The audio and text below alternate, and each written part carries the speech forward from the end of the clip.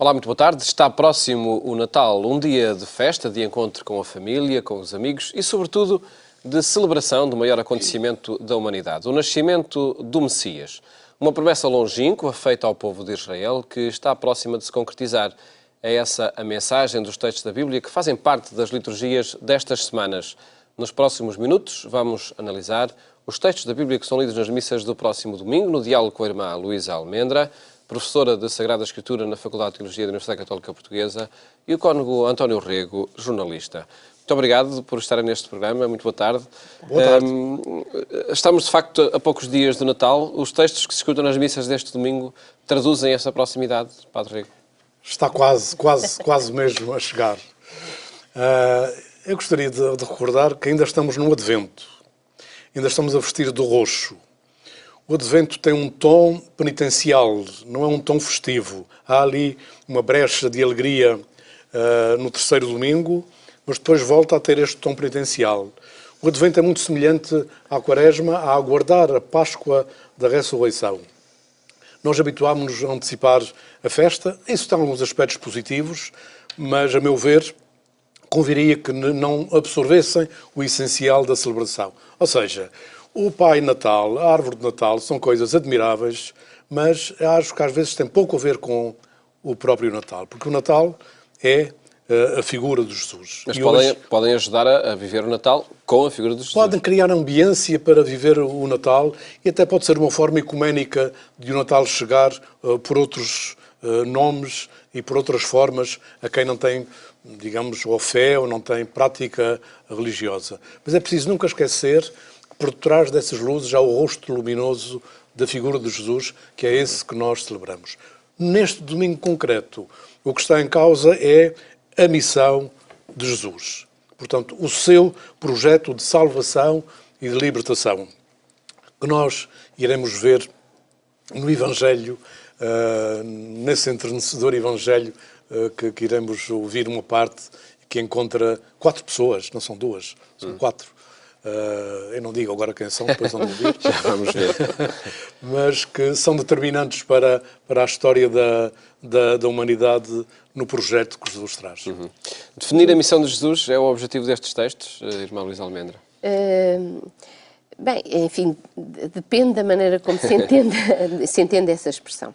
Eu gostava de começar por dizer que nós temos aqui um texto que segue de imediato o texto da Anunciação e que até nos surpreende um bocadinho pela, como dizia o Padre Rego, é encantador, sem dúvida, mas ele está carregado de facto de uma densidade teológica, isto é, de uma densidade do projeto de Deus na história de uma maneira até muito simples e até através de uma situação que é cotidiana. E começo por dizer, o texto começa com uma maneira muito... Maria pôs-se de imediato a caminho, põe-se a caminho. É uma estratégia muito deste autor lucano, estar a caminho. Tudo acontece no caminho. Maria põe-se a caminho, os discípulos andarão no caminho com Jesus, enfim, até chegarmos ao final do texto do Evangelho de Lucas, em que no caminho Jesus se revela aos seus discípulos, no caminho de Emaús. Enfim, é um Evangelho, todo ele, onde a revelação de Jesus acontece no caminho. Ora, Maria põe-se a caminho confiada, não é? Sem ter qualquer dúvida daquilo que lhe foi dito da parte do anjo, não é? Que a sua prima está grávida e ela pensa, enfim, em visitá-la e em estar com ela.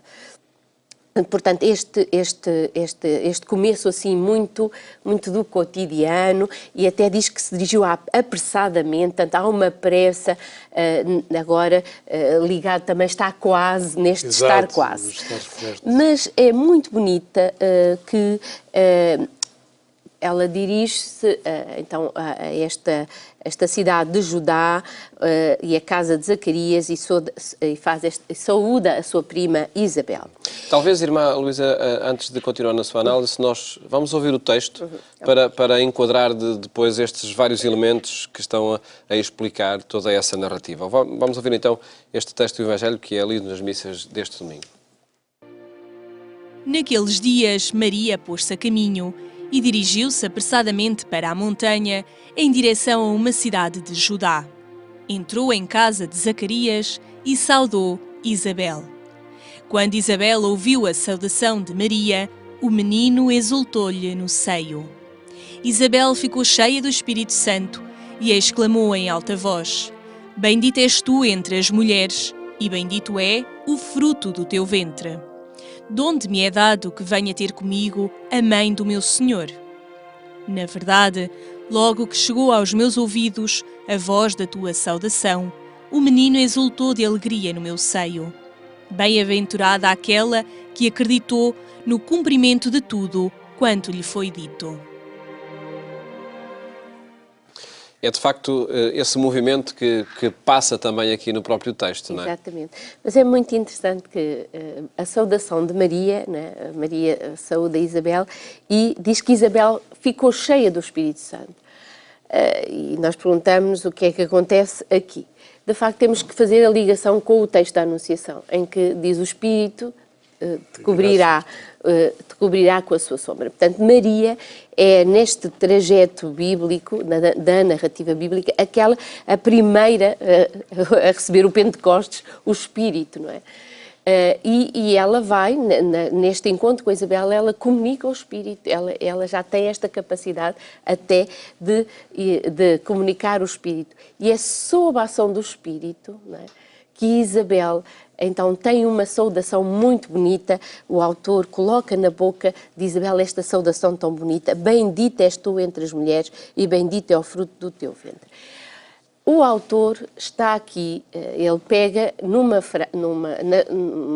não exatamente, mas nas palavras que são utilizadas também no livro de Judite, nós conhecemos assim muito vagamente, mas que quando chegou de uma batalha, Judite, que é uma mulher forte, guerreira, ela quando chega também lhe é dito, depois da vitória que ela tem nessa batalha, também lhe é dito: bendita és tu entre as mulheres. Isto é uma afirmação muito rara, porque no judaísmo bendito só é Deus. Ainda hoje o Shabat começa Baruch Adonai, bendito seja o Senhor, bendito, Deus é o bendito. E, portanto, há aqui algo de muito significativo. E isto, esta afirmação de Isabel, que nós nos habituámos a ela e achamos uma saudação, uma exultação de alegria, uma saudação também, um cumprimento muito bonito da parte de Isabel, ele tem aqui uma expressão à luz destes textos do Antigo Testamento também, de reconhecer que Maria, há uma vitória agora em Maria aquilo que ela transporta neste Jesus que ela já tem nela, não é? Ela traz no Jesus uma vitória do amor à humanidade. E, portanto, ela é associada, o autor associa, ela é bendita porque... Porquê é que Maria é bendita? Ela tinha apenas entrado em casa da prima. Qual é o motivo que a prima tem para lhe chamar bendita? Com a força que têm estas palavras. Ela é bendita por causa também daquilo que traz no seu ventre, não é? É ela bendita e o fruto do ventre dela é bendito. É interessante, dá licença, que neste texto há uma referência a esta reunião magna de família de 4 elementos, que são João Batista, Jesus, estão caladinhos mas vibraram no seio de suas mães, não é? E são referidos. E este diálogo entre Maria e Isabel, que digamos que abre um capítulo da história também, e tem a ver com toda a missão que Jesus terá e que Maria terá, e que depois vai, digamos, culminar no grande cântico de Nossa Senhora, que eu considero dos mais belos que tem a Bíblia. Magnificat. Mas são, exato, Magnificat. Mas são estas duas mulheres, na sua humildade, na sua simplicidade, que às vezes que não dão até expressamente muita importância àquilo que estão a fazer, mas estão a desenhar um outro mundo com a figura de Jesus, com a figura de Maria, com a figura de João Batista, com a intervenção de Isabel. Zacarias, não sei para onde é que andava naquela altura, se terá ouvido ou não o diálogo, mas isto tem uma importância muito grande na marcação de um novo capítulo da história, a meu ver. É muito mais que uma saudação, irmã É muito Luísa mais que uma Almeida. saudação. Eu penso, enfim, as nossas palavras são sempre limitadas, mas o autor sublinha aqui que esta afirmação de Isabel, bendita és tu entre as mulheres, este reconhecimento de Maria como da esfera de Deus, que é este bendito, é colocá-la já numa relação com Deus muito grande. Isto só se faz porque Isabel está repleta do Espírito Santo. Então, a nossa devoção a Maria, agora metendo aqui um bocadinho a foice na seara do Padre Rico, Não tem esta devoção a Maria, né? Estas afirmações que nós temos em relação a Maria, né? Como bendita, que nós tomamos assim também das palavras de Isabel, são coisas que é algo que se passa não pelos nossos raciocínios lógicos, pela nossa inteligência, mas se passa num contexto do Espírito Santo em nós. É Ele que desenvolve em nós este reconhecimento de que tudo isto se passa numa esfera de Deus. É de uma relação de fé. E então nós estamos a aproximar-nos do Natal, em que isto vai atingir o seu ponto máximo, porque o que nós vamos ter é uma criança que vai nascer igual a todas as outras. E nela nós vamos ter que reconhecer Deus e a salvação de Deus para o mundo. E o lugar de Maria nela. Então, isto só se faz por o Espírito Santo. E começa aqui neste texto. É muito bonito, porque é neste texto que é introduzido. Isto é pelo Espírito Santo. Isabel reconhece, bendita és tu, bendito é o fruto, mas é porque o Espírito lhe permite, nela... E compõe parte da Ave Maria. Exatamente. Ela não explicou que ia compor parte da Ave Maria, mas acabou por fazê-lo. E ao longo destes 2 milénios o povo nunca mais deixou de repetir: bendita és tu entre as mulheres e bendito é o fruto do teu ventre. É interessante. E isto só dizemos porque o Espírito em nós nos ajuda a dizer. Exatamente, o mesmo que esteve com a Isabel naquele dia. Portanto, foi ali proclamada uma sentença altíssima, de altíssima importância para a humanidade. E é interessante notar que mesmo confissões religiosas não católicas reconhecem este texto e reconhecem Maria, como o Alcorão, que 33 vezes fala de Nossa Senhora e, digamos, tudo isso lhe advém da sequência dela ser bendita entre todas as mulheres e ser bendito o fruto do seu ventre, e que depois nós iremos testemunhar que irá nascer em Belém. Um acontecimento que estava iminente, que na altura deste texto de São Lucas, alguns anos antes, e é o texto da primeira leitura que vamos escutar, alguns anos antes já se fazia essa profecia que de Belém, Efratá, sairia aquele que iria reinar sobre Israel. Pois, nós não sabemos muito bem. Enfim, é a profecia e não há dúvida que os primeiros cristãos, muito conhecedores das Escrituras judaicas, vão sempre reler o seu presente à luz de uma realização das Escrituras. E isso, e estabelecer esta continuidade, mas com a descontinuidade está na realização plena que agora se dá na pessoa de Jesus. Nós não sabemos muito bem em que período da história que este profeta está a escrever, mas o que nós conseguimos perceber é que há aqui já, não é, um anúncio e uma relação com Belém, não é, com esta cidade de Belém, e com alguém que há de reinar, não é? Com um rei, esta configuração do rei que aqui é: de ti sairá aquele que há de reinar sobre Israel. Portanto, nós estabelecemos uma ponte aqui, que este rei será, e com Belém, será a pessoa de Jesus. A perspectiva que nós podemos fazer é, na verdade, esta intencionalidade de ligar Jesus à descendência de Davi. Belém está muito relacionado com a pessoa de Davi e voltamos de novo a reafirmar.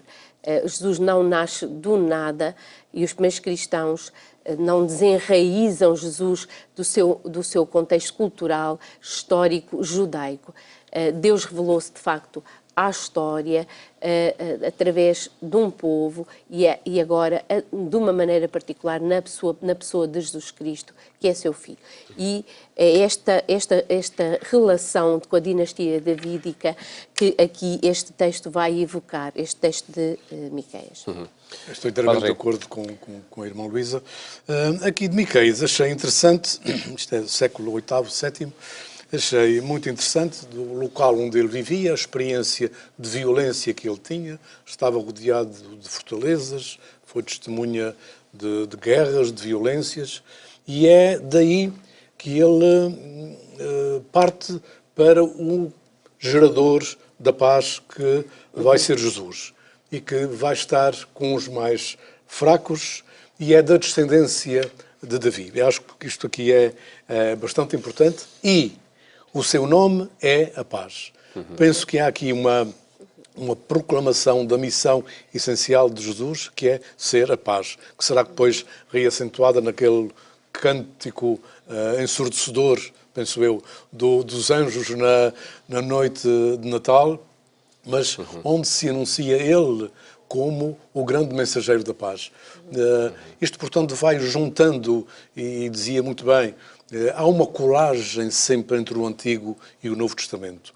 Por isso, nós, os cristãos, temos de ter um respeito, e acho que houve um Papa que acentuou isso muitas vezes, que foi o Papa Bento XVI, a importância de todo o Antigo Testamento, porque o Novo é o cumprimento do que foi anunciado. A humanidade. A humanidade. E que Jesus Cristo depois, digamos, é o ápice dessa concretização de todos os sonhos que estão imbuídos no Antigo Testamento. E por isso há aqui esta correlação profunda que Miqueias faz. Mas há aqui uma coisa que às vezes os autores bíblicos têm muitos truques. Há aqui um truque, né? Porque esta evocação que nós podemos pôr com a pessoa de Davi, nós pensamos o grande rei Davi para os judeus, mas não podemos esquecer que o que é que acontece no tempo de Miqueias, é verdade que havia esta relação com o rei Davi, mas todos nós conhecemos até das narrativas bíblicas, Davi era o último dos filhos, não é? E quando Samuel é enviado por Deus a escolher um rei para Israel e é enviado à casa de Jessé, David nem estava, andava com os seus rebanhos, porque era uma insignificância. Era o último, o mais novo, e de facto Deus faz perceber a Samuel que não são os outros, é o mais insignificante que é escolhido. Então também há aqui um contraste, este nascer em Belém, é de Belém, uma pequena cidade, nós sabemos, hoje, enfim, Belém tornou-se uma cidade um bocadinho mais desenvolvida e maior, mas era uma cidade marginal, não tinha qualquer comparação, nem a nível religioso, nem a nível social, com a grande Jerusalém. Até seria mais natural que o Messias tivesse nascido em Jerusalém, não em Belém. Jesus não é muito respeitado por ter vindo de lá, em algumas situações bíblicas. Há aqui um contraste não é? significativo já, que é anunciado nas Escrituras, que é em Belém, naquela cidade, naquela localidade insignificante, não na grande Jerusalém, é dali, do humilde, que se quebrutará, que sairá o rei. O rei não na sua grandeza, não no seu poder, no seu autoritarismo, mas naquilo que ele significa Deus para nós e Deus para todos. E podemos seguir talvez para a análise à segunda leitura que se escuta nas Eucaristias deste domingo, nesta análise que fazemos aos 3 textos. Diz também aí sobre o que é e a missão de Jesus. O texto começa: ao entrar no mundo, Cristo disse. Disse o quê? Eu sinto aqui um pouco que Jesus se demarca um pouco do antigo sacerdócio, do antigo sacrifício, porque é ele, digamos, o grande sacerdote, o grande sacrifício, a grande dádiva, como está, digamos, em todo o contexto desta carta aos Hebreus. A missão libertadora, a doação que Jesus faz de si próprio, ultrapassa, digamos, toda a concepção que havia até aí dos sacrifícios que também são testemunhados no próprio Antigo Testamento, dos animais, etc. E agora isso parou. Isso não é porque com a figura de Jesus a reconciliação da humanidade faz-se direta e pessoalmente, e nós, digamos, somos libertos, e até depois isso se vai concretizar na Eucaristia, quando ele celebra a Páscoa. Portanto, eu acho que está aqui já algum avanço dessa teoria, dessa doutrina de que Ele é um de nós e que se oferece por nós. Acho que há uma expressão, isto agora liga-nos às palavras do texto, que é Sim. muito bonita, é esta expressão, eis-me aqui, eis-me aqui. Ao entrar no mundo, o que é que Cristo diz? Diz-me, eis-me aqui. E venho para fazer não a minha vontade, mas a tua vontade. É claro que esta é a linguagem do autor, mas nós encontramos isto já também, esta atitude é uma atitude, ele vem com uma atitude não de um programa delineado, vitorioso, mas vem apenas, eis-me aqui. Este vir, Deus vem numa abertura à humanidade, numa abertura... Disponibilidade. Ele não sabe, né? Nós pensamos que ele já sabe tudo o que lhe vai acontecer. Não, ele vem num eis-me aqui. Como também nós, nas grandes figuras, se formos vir as grandes figuras como Abraão, no sacrifício de Isaac, quando lhe é pedido, o que é que ele faz? Eis-me, Senhor. Moisés, na sarça ardente, eis-me aqui, Senhor. Samuel, no templo, eis-me aqui, Senhor. Há um eis-me aqui que atravessa a narrativa bíblica e que agora o autor da carta aos Hebreus retoma aqui, associando à pessoa de Jesus Cristo, a sua missão, situa-se numa linha de entrar num desígnio de Deus de salvação para a humanidade. É isso que começa com o Natal. A proximidade que ele estabelece com a humanidade. Eu venho neste desígnio que Deus tem, eis-me pronto, aberto para este desígnio que Deus tem para a humanidade. O nosso tempo chegou ao fim. Eu agradeço-vos terem estado aqui no programa e, sobretudo, terem estado neste tempo do Advento a fazermos o itinerário de preparação para o Natal que se aproxima e, por isso, votos de um Santo e Feliz Natal também. Feliz Natal Obrigada, também. muito obrigado.